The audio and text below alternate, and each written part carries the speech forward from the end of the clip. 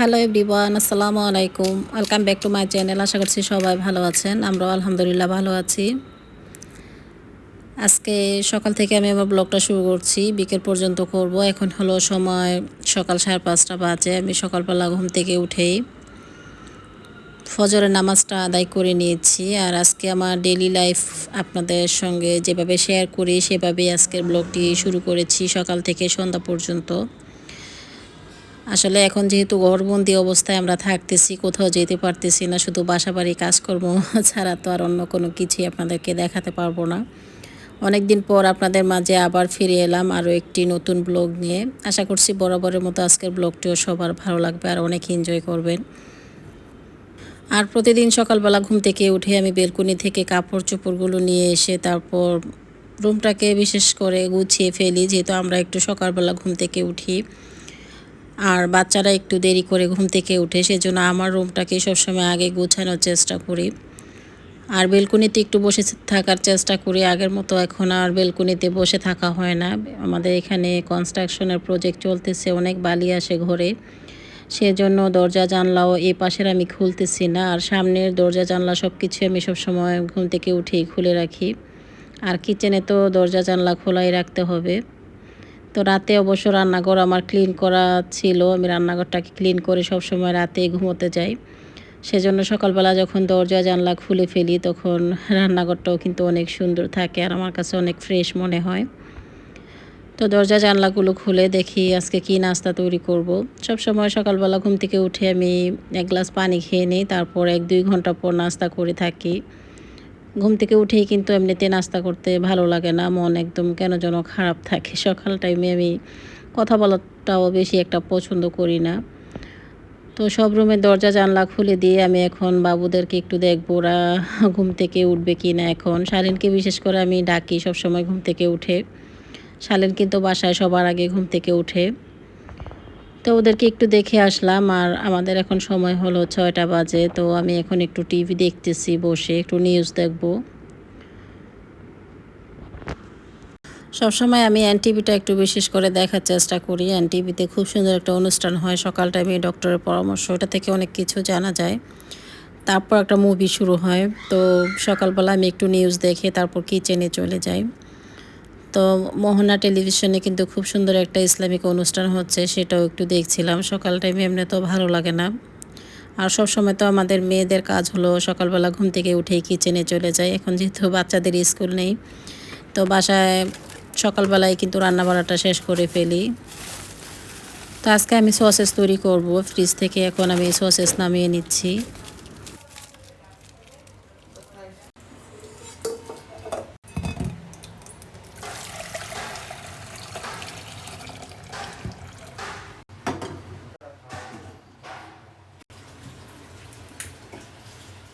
তো এক আপু আমাকে কোশ্চেন করেছিল যে আপু সসেসটা কীভাবে তৈরি করো, আমাদের সঙ্গে শেয়ার করো। এটা আমার নতুন কোনো কিছু নয় দেখানোর, আমি অনেকবার দেখিয়ে ফেলেছি ব্লগের মধ্যে।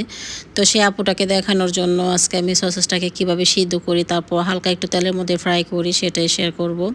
তো সসেসটা ফার্স্টে আমি ফ্রিজ থেকে নামিয়ে কিন্তু পানির মধ্যে দিয়ে দিচ্ছি। তো পানিটা যখন ফুটে আসবে তখন কিন্তু সসেসগুলো এমনিতেই খুলে যাবে। তারপর 2-3 মিনিট জাল করার পর কিন্তু সসেসটা খুব ভালোভাবে সিদ্ধ হয়ে যাবে।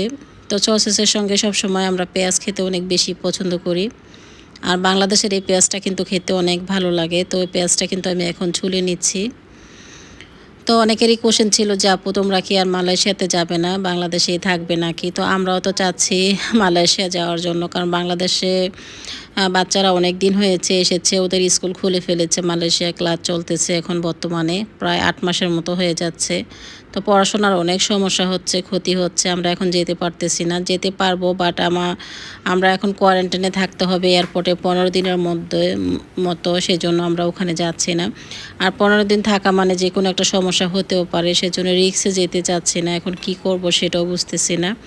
আর অনেকেরই এই কোশ্চেনটাই বেশি থাকে, আপু কেন যাচ্ছ না, কবে যাবে? তো নিশ্চয়ই মালয়েশিয়াতে যাব। তো যখন সময় হবে তখন তো অবশ্য আপনারাও দেখতে পাবেন।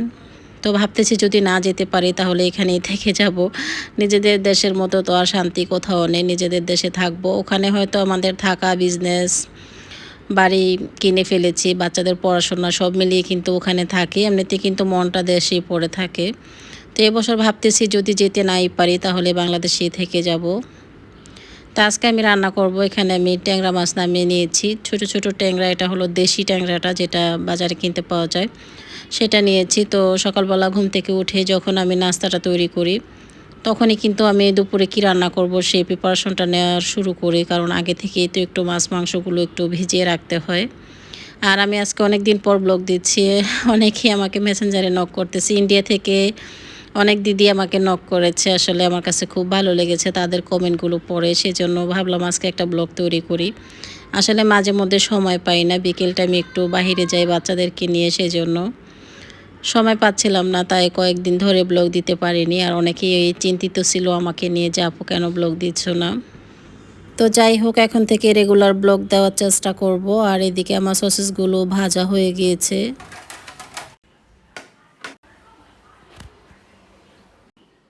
সসেসগুলো সিদ্ধ হওয়ার পর আমি পানি ছেঁকে নিয়েছি, তারপর হালকা একটু তেল দিয়ে একটু একটু করে ফ্রাই করে নিয়েছি। এভাবে সসেসটা খেতে খুবই ভালো লাগে। বিশেষ করে বাচ্চারা কিন্তু সসেস খেতে অনেক পছন্দ করে। তো বাচ্চাদের সঙ্গে কিন্তু আমরা বড়রাও কম পছন্দ করি না, বড়রাও কিন্তু খেতে অনেক লাইক করি।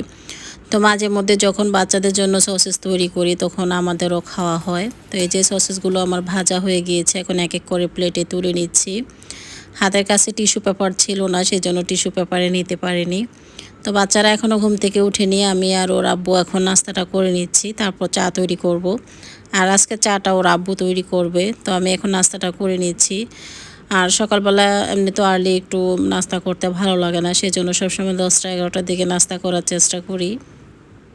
আর চাটা চেয়েছিলাম ডাইনিংয়ে বসে খাবো, তোর বাবা বললো চলো লিভিং রুমে বসে খাই আর টিভি দেখি। তো সবাই মিলে বসে এখন টিভি দেখতেছি আর চা খেয়ে নিচ্ছি। তা আমি এখানে পূর্বাচল থেকে আসার সময় কিছু সবজি নিয়ে এসেছিলাম। আর বাংলাদেশে প্রায় শীতের সবজি নেমে গিয়েছে, এখন আর বাকি নেই। বাজারে ভরপুর সবজি আসতেছে, আমার কাছে দেখে খুবই ভালো লাগতেছে। তো এই লং বিনসগুলো কিন্তু একদম ফ্রেশ, এগুলো আজকে আমি রান্না করব। লং বিনস আমি শুটকি দিয়ে রান্না করতে অনেক বেশি পছন্দ করি, খেতেও পছন্দ করি। তো লং বিনসগুলো এখন আমি এক এক করে কেটে নিচ্ছি। আর এখানে নিয়েছি আমি ট্যাংরা মাছ। মাছটাকে আমি লবণ দিয়ে খুব ভালোভাবে ওয়াশ করে নিয়েছি। তো ট্যাংরা মাছটাকে কিন্তু ভেজেও রান্না করা যায়, তো ভেজে রান্না করলে অনেক সময় লাগে। তো আমি হাত দিয়ে মাখিয়ে রান্না করব, সেজন্য এখানে সব ধরনের মশলা একসাথে মিশিয়ে নিচ্ছি। হলুদ, লবণ, মরিচ, জিরা পাউডার, ধনিয়ার পাউডার, তার সাথে তেল, কাঁচা মরিচ আর কাঁচা পেঁয়াজ দিয়েছি সাথে। দিয়ে এখন খুব ভালোভাবে মাখিয়ে নেব মাছটাকে। আর এভাবে হাতে মাখানো মাছ কিন্তু মেখে একটু পানি দিয়ে তারপর ঢেকে রাখতে হয় 10-15 মিনিটের জন্য। তারপর চুলায় বসিয়ে দিলে সেই তরকারিটা খেতে অনেক বেশি ভালো লাগে। তো আমার হাতের কাছে যেহেতু সময় ছিল না, সেজন্য আমি সাথে সাথেই বসিয়ে দিচ্ছি। আর এখন অল্প পরিমাণে আমি পানি দিয়ে দিয়েছি, দিয়ে জাস্ট একটু চামচের সাহায্যে নেড়ে চেড়ে চুলায় বসিয়ে দেব। আর এখানে আমার যে লং বিনসটা কাটার পর ভালোভাবে ধুয়ে আমি একটু সিদ্ধ করতে বসিয়ে দিয়েছি হালকা একটু লবণ দিয়ে। তো এভাবে লং বিনসটা খেতে অনেক বেশি ভালো লাগে। তো আমি এটা প্রায় সময় করে থাকি, আমি একবার শেয়ার করেছি আমার ব্লগে, অনেকবারই দেখানো হয়েছে। তো মালয়েশিয়াতে কিন্তু সি ফুড রেস্টুরেন্টে এটা কিন্তু খুব সুন্দরভাবে তৈরি করে, লং বিনস দিয়ে বিভিন্ন ধরনের সবজি দিয়ে ওরা এটা তৈরি করে, খেতে অনেক বেশি ভালো লাগে। তো আমি ভাবছি একদিন চাইনিজ স্টাইলে বাসায় রান্না বাড়া করবো বাচ্চাদের জন্য, ওরা অনেক দিন ধরে বলতেছে। তো এইদিকে আমি কিছু ডাল রান্না করেছি। আর সব সময় আমি রান্না বাড়া করার পর অন্য হাঁড়িতে তুলে নেওয়ার চেষ্টা করি ডাইনিংয়ে রাখার জন্য। সব হাঁড়ি পাতিল নিয়ে একসময় খেয়েছি, আর এখন একটু আলাদাভাবে করার চেষ্টা করি। সুন্দরভাবে গুছিয়ে যদি খাবারটা খাওয়া হয় তাহলেই খুব ভালো লাগে। তো এখানে আমার রান্নাটা হয়ে গিয়েছে, ছোটো মাছ রান্না করেছি, লং বিনস দিয়ে শুটকি রান্না করেছি আর ডাল করেছি। আর সবসময় রান্নাবাড়া করার পর আমি ডাইনিংটাকে খুব সুন্দরভাবে গুছিয়ে ফেলি। আর বাচ্চারা তো এখনও ঘুম থেকে ওঠেনি, যখন ওরা উঠবে তখন ওদেরকে নাস্তাটা তৈরি করে দেব খাওয়ার জন্য।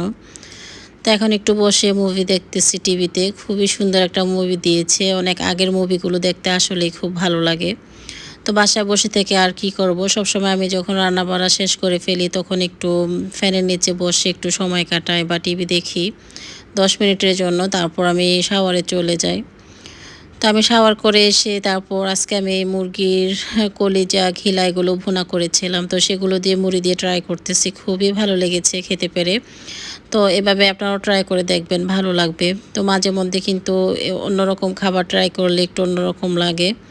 তো এটা কিন্তু গরম গরম খেতে হয়, গরম গরম খেতে অনেক ভালো লাগে।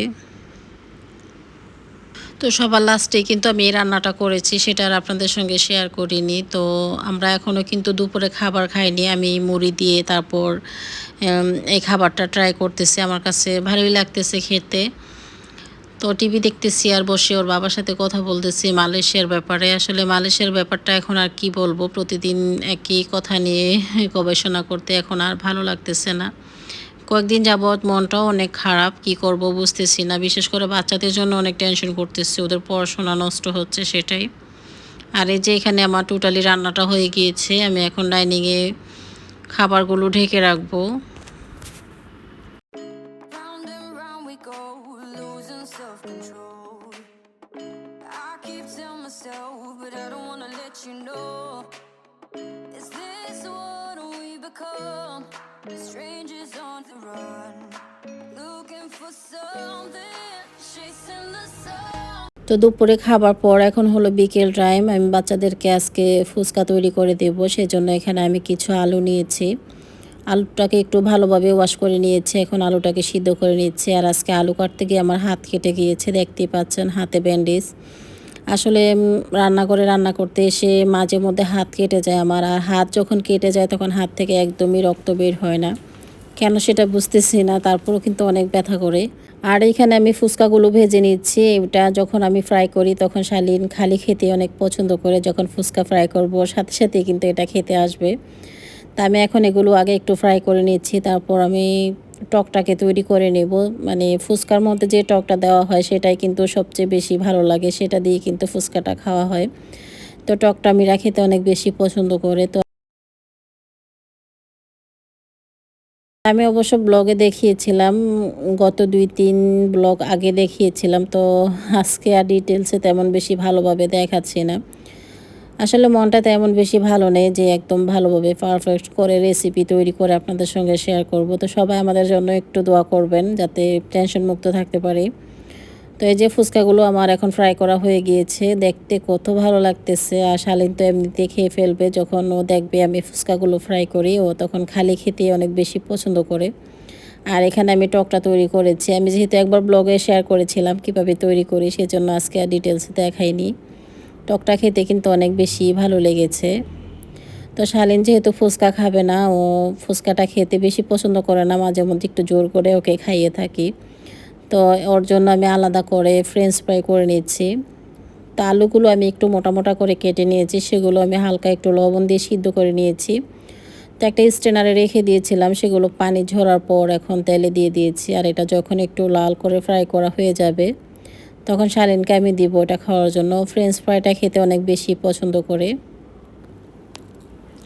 তো এখন আমরা সবাই মিলে আলুগুলো ছুলে নিচ্ছি, মানে আলুগুলো এত গরম ছিল যে হাত দিয়ে ধরা যাচ্ছিল না।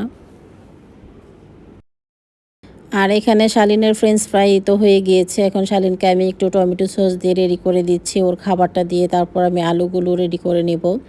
আর আলুর মধ্যে আমি দিয়েছি ধনিয়ার পাউডার, গরম মশলার পাউডার, জিরার পাউডার, সব কিছু দিয়ে মিশিয়ে নিয়েছি। এখন আমি ফুচকার মধ্যে এক এক করে দিয়ে দিচ্ছি, তারপর টক পানিটা দিয়ে খাওয়া হবে। আসলে বাসায় যে কোনো জিনিস তৈরি করলে অনেক বেশ পরিমাণে দেখা যায়, মানে বেশি হয়ে যায়। আর বাজারে যখন আমরা কিনে খাই সেটা কিন্তু একদম অল্প পরিমাণেই থাকে। আর আমি যখনই ফুচকাটা তৈরি করি সবাইকে একসঙ্গে ডেকে তারপর তৈরি করি। সবাই যখন তৈরি করি তখন খুবই ভালো লাগে একসাথে। তা আমরা সবাই মিলে এখন ফুচকাটা রেডি করে নিয়েছি আর সবাই ট্রাই করতেছি এখন। অনেক মজা হয়েছে খেতে কিন্তু। আর আপনাদেরকে দেখিয়ে খাচ্ছি, আপনাদের নিয়ে খেতে পারলে আরও বেশি ভালো লাগতো।